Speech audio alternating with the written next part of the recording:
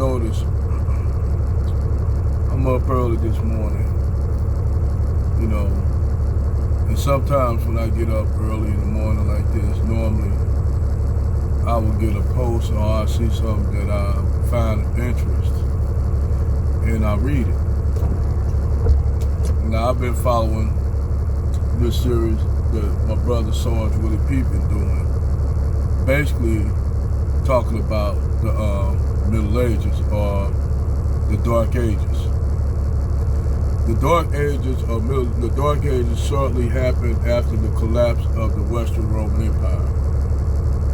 Several events happened that caused the collapse of the Western Empire due to the constant invasions by the Normans into Rome, because at that time the Western Roman Empire had split into the Eastern Roman Empire and the Western Roman Empire.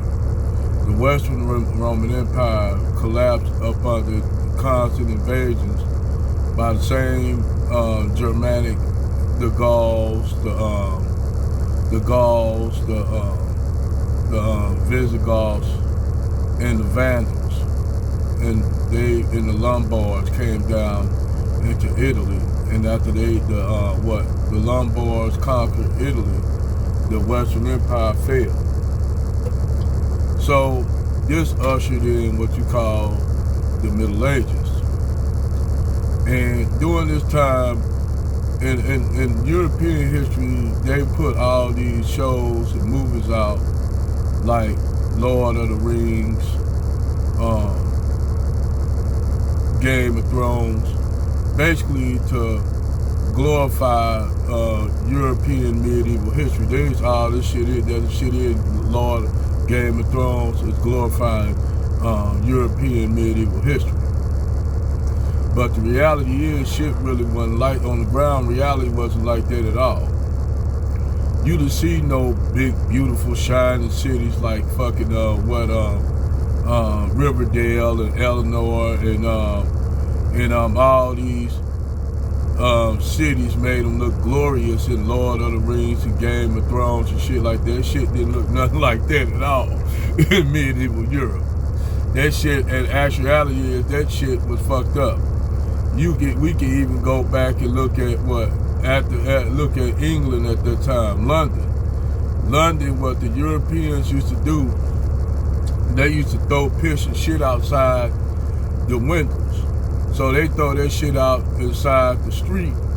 And what happened is, you tracking that shit, people walking through the shit, you got horses, livestock shitting and pissing.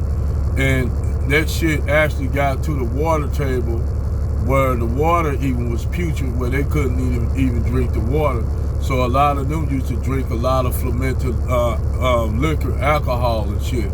That's how they drunk. They didn't drink a lot of water, and because the water table was contaminated due to the fact they was throwing piss and shit, animal feces and shit like that, walking through it. That's how you got the high heel. The high heel was developed from that. That's how you women got the platform shoes and the high heels and shit. That shit came about due to that. That's how you got the high heels and shit.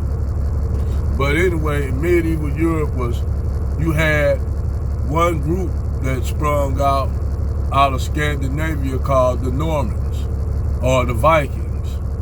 And the Vikings, they became famous for raiding the coast of Normandy in Britain. And what they would do, they'll raid it, or sometimes extort the monasteries and shit along the coast of Normandy for like booty and treasure and shit like that. Well, booty is treasure, not your ass, like booty. So that the priests or the monks would give them money and shit just to appease them, and they still end up raiding the coast and going into the interior. At that time, France was called. It wasn't called France. It was called motherfucking Frank, land of the Franks, which in turn the French word came from French. But what happened is the Vikings would go into the interior, raid the interior burned down villages, kidnapped, kill the men, kill the children. But if the women were attractive, they would take the women and sell them to the Moors down in the Iberian Peninsula. At that time, the Moors in the 7th century, the Moors conquered the Iberian Peninsula, and they defeated all the Germanic tribes like the Alans, the Kipchaks, and the Vandals, which were your ancestors, your Germanic ancestors of most of y'all Latinos and Spanish people today. Those Germanic people that came there, that invaded from the north, from Gaul, which is France. So Europe, after that the Roman collapse, Western Roman collapse, Europe went into the Dark Ages, and they was raided. You had the Europeans, the Scandinavians, Vikings were selling mostly white women down to the Moors in Spain. So that's how you had that going on. In the eastern part, you had the Vikings travel along the Rhine River and made it to to Russia. Russia was founded by the Vikings. Ukraine was founded by Kiev was founded by the Vikings. Viking settlements, trade settlements that they trade with the Khazars, which y'all don't know. The Khazars are descendants of today Ashkenazi Jews. But they were Turks. They were not the descendants of Israel. They were Turks that converted to Judaism, the Khazars.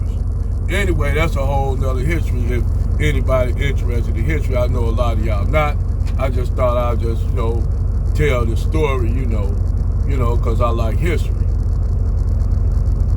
But nevertheless, most of the Slavs will invade like Eastern Europe, like the Bulgars, like Bulgaria, Romania. They'll invade places like Czechoslovakia, all them Eastern Europeans, and they'll snatch up, like I said, normally what they did was they'll kill up all the men and the women that were unattractive, old women, because they couldn't make the journey, and they'll take mostly the young men that were, were used as slave labor, and they'll take the women, if they were attractive women, they'll be used as they would be harem girls in the Arab harems. So a lot of the Slavic women will end up in the Arab and Turkic slave markets and sold as harem girls. There were so many Slavic people taken from at that time from Eastern Europe that it changed the demographics of the Middle East. That's why you have a lot of those light-skinned, fur European-looking Arabs in the north, which are the Alawites and shit. That's why you have a lot of these Arab rulerships that were descendants of a mixture between Turks, Slavs, and Mennonite Arabs has intermarried into those that married some of those women and had children with them. That's why you have the Saudi Arabia white family members. But if you go look deep into the House of Saud, they got a brother named Bandar, Prince Bandar, and Bandar looked like Bandar is a black Arab. He's from the oldest, his lineage is old. That's how the Arabs used to look before the Turks and the Turks came in and intermarried with the Arab royal families and shit. That's how Prince Bandar is how the Arabs used to look. And that's why the demographics of the Arab Peninsula, the Arabian Peninsula changed due to that during the Middle Ages. Because before that, even if you go to the Bible, Moses married a Mennonite girl. Was the Mennonite girl? The Mennonites were Cushites. They weren't Arabs. They were Cushites. A lot of people don't know that, and a lot of people don't know Ethiopia, Abyssinia used to control all of the Arabian Peninsula. They ran the shit. All the Arabian Peninsula. They controlled Mecca, Medina, all the cities down into Yemen. They controlled along that whole Red Coast. And then before that, the Empire Kush controlled it out of Nubia. So yeah, that history, the real Arabians, Arabs look like today's black people in the Horn of Africa. They look like the Kushites, the Afar people, the people of Somalia, Ethiopia, Eritrea, parts of Tanzania, Uganda, and Rwanda. Yes, that's why you had that problem between in Rwanda with the Cushitic people and the Bantu people. The Kushites were favored over the Bantu people, and that's how you had the genocide in Rwanda over the same shit.